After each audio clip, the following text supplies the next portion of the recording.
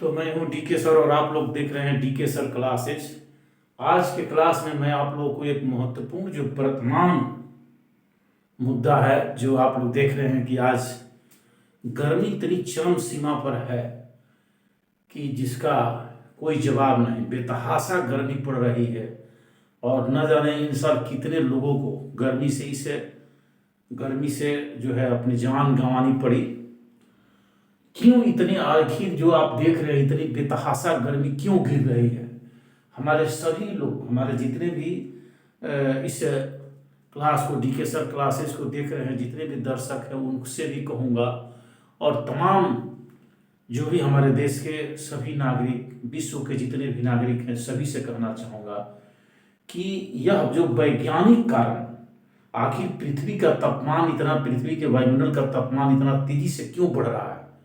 देखिए अभी मैं आज जो मैं आप लोगों के सामने यह क्लास ले रहा हूँ और इतनी गर्मी है कि आज से और कल बहुत शहरों का जो तापमान है वह लगभग लगभग 48 डिग्री तक पहुंच गया है।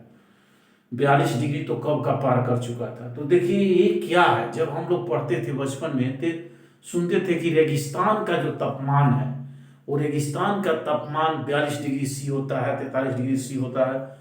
तो हम लोग कहते थे कि भाई रेगिस्तान का तापमान 42-43 डिग्री सी होता है। तो टीचर लोग बताते थे कि वहाँ इतना गर्मी पड़ती है कि जाइएगा तो आप भुजा जाइएगा। अब देखिए वो चीज स्थिति जो है हमारे मैदानी भागों की हो गई। भारत की संपूर्ण राज्यों की जो है ये देखने को सुनने को मिल रहा है और इतने लोग गर्मी से अपनी जान गंवा रहे हैं। कितने स्कूल के बच्चों का भी जान चला गया। तो आखिर इसका वैज्ञानिक कारण है, सटीक वैज्ञानिक कारण इसका क्या है। देखिए किसी चीज का अगर सही वैज्ञानिक कारण हमें पता चल जाए मिल जाए तो निश्चित रूप से हम उसमें कोई ना कोई समाधान जरूर निकालते हैं। तो जरूर है कि आखिर इस बढ़ती हुई गर्मी का जो इतनी बेतहाशा गर्मी पड़ रही है कि लोग मर रहे हैं, तड़प तड़प के मर रहे हैं। घर से निकलना मना हो गया है। कहीं कहीं 144 धारा लगा दी गई है।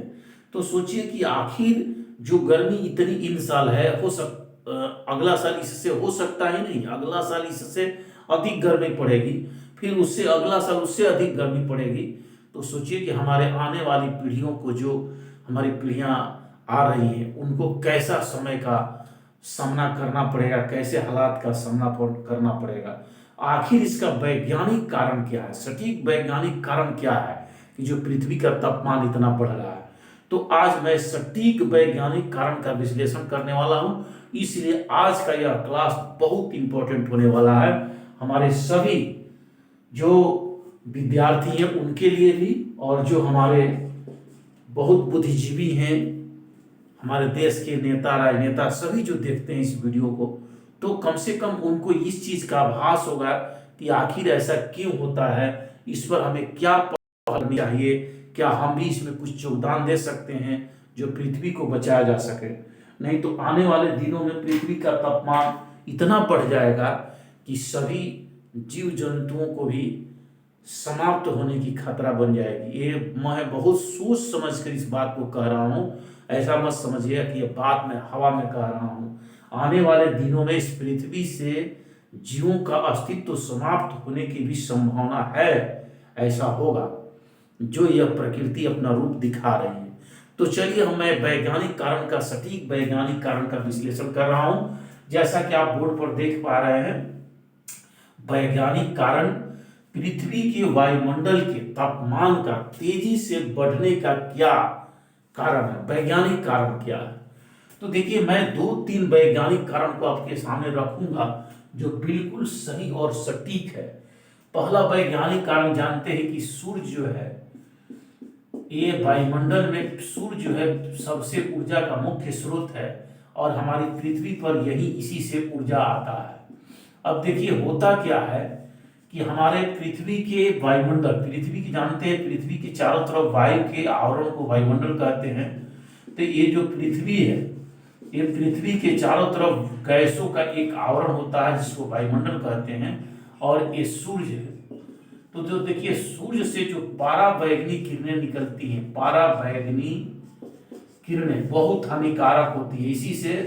इसी से कैंसर होता है और इसी से पृथ्वी पर भयंकर गर्मी उत्पन्न होती है।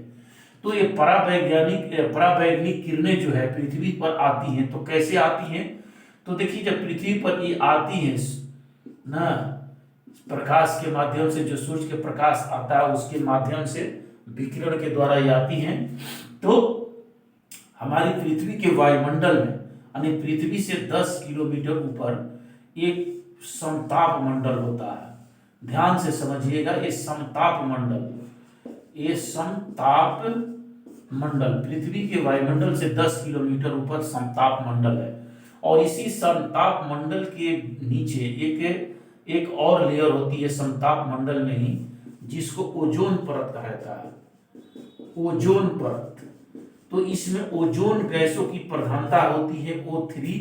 और यही जो है ओजोन परत जो है, सूर्य से आने वाली परावैंगनिक किरणें जो है, हानिकारक किरणें हैं, इन किरणों को रोक करके, इन किरणों को जब ये आती हैं तो यहां से रोक करके पुनः वायुमंडल में लौटा देती हैं।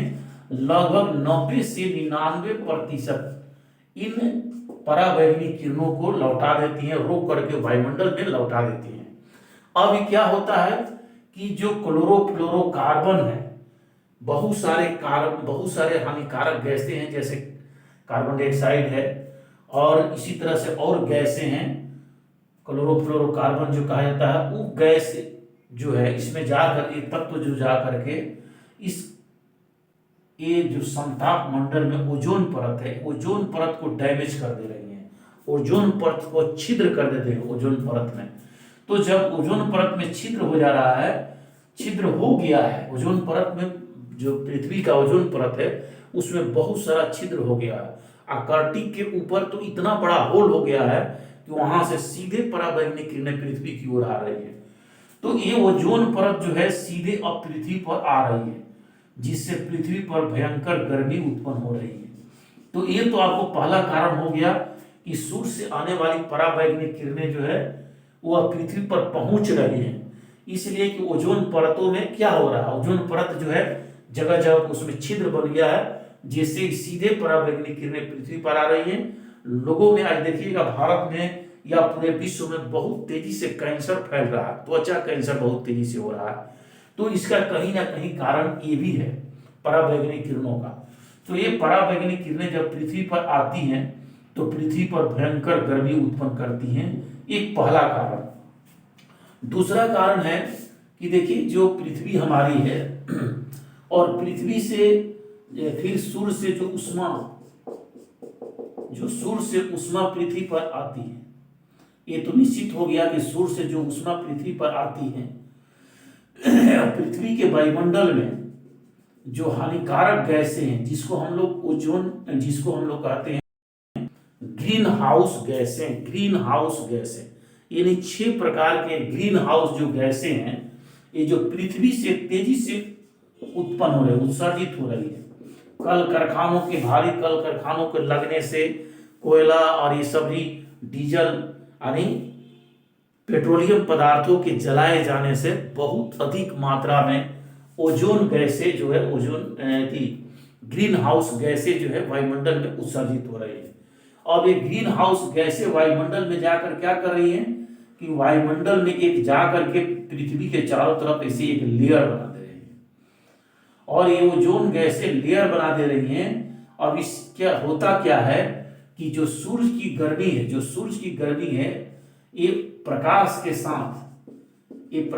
साथ पृथ्वी पर तो आ जा रही है, पृथ्वी पर चली आई, लेकिन जब पृथ्वी इस उष्मा को जब रात्रि के समय छोड़ती है, तो रात्रि के समय छोड़ने के बाद ये जो ग्रीन हाउस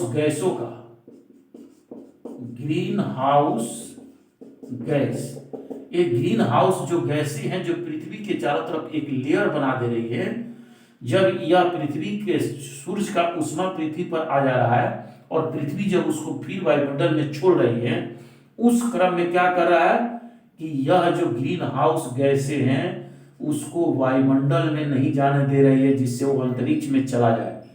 तो ये ग्रीन हाउस गैसें जो है पृथ्वी के चारों तरफ एक लेयर बना करके, और जो सूर्य की गर्मी आ रही है उस गर्मी को फिर से वायुमंडल में जाने नहीं दे रही है, रोक कर रख रही है। तो जितनी तेजी से ये ग्रीन हाउस गैस है, जितना ही तेजी से ग्रीन हाउस गैसों, carbon dioxide, nitrogen, nitrous oxide, ये जितने मीथेन गैस, जितने इन गैसों का अधिक से अधिक पृथ्वी से उत्पन्न होगा, उतना ही यह जाकर के ग्रीन हाउस जो लेयर है वो बनाएगी, आसमान में जाकर एक लेयर बना देगी, और जितना ही तेजी से यह उत्पन्न होगी उतना ही मोटी बनाएंगी, और उतना ही ये सूरज की गर्मी को रोक करके रखेंगे, ये वायुमंडल में जाने नहीं देंगे।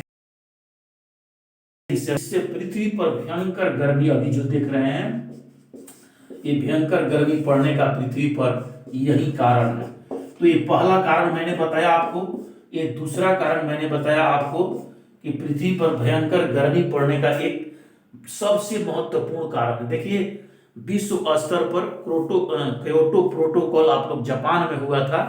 141 देशों के लोगों ने वहां जुट करके क्योटो प्रोटोकॉल के सफल बनाए और बोले कि भाई हम लोग सभी लोग अपने अपने देशों में इन ग्रीन हाउस गैसों का उत्सर्जन जल्दी से जल्दी कम करेंगे, ताकि हमारी पृथ्वी जो है इस भयंकर गर्मी से बचे।